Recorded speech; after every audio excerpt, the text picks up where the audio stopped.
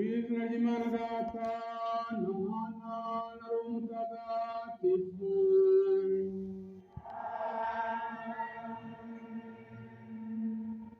Nimujyamahoro.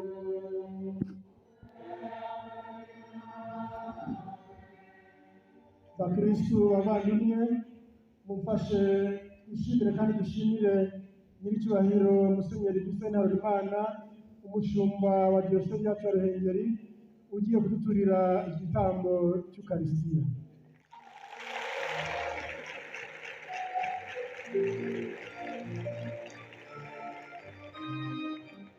Dushimire kandi nyiricyubahiro Musenyeri Tadeyo Ntihinyurwa, Arkiyepiskopi wa Kigali uri mu kiruhuko, waje kwifatanya natwe kuri uyu munsi mukuru.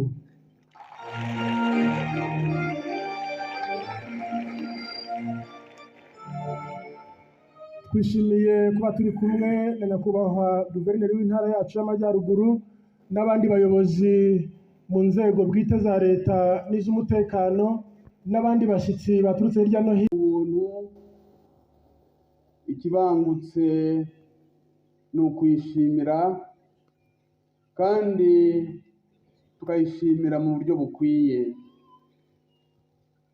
Twateraniye hano rero kugira ngo duture Imana isengesho rihatse ayandi, misa ntagatifu, dushimira Imana urukundo n'ineza idahwema kutugaragariza, ari Kiliziya muri rusange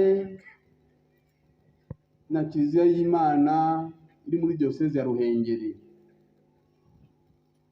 Tugiye kumva ijambo ry'Imana rero ridufasha gusobanukirwa n'ishingiro ry'iri sengesho. Ijambo ry'Imana rimurikira isengesho turi Imana uyu munsi, turi buze no gusangira Ukarisitiya ntagatifu, isakamento ry'urukundo. Nimucyo rero dutegure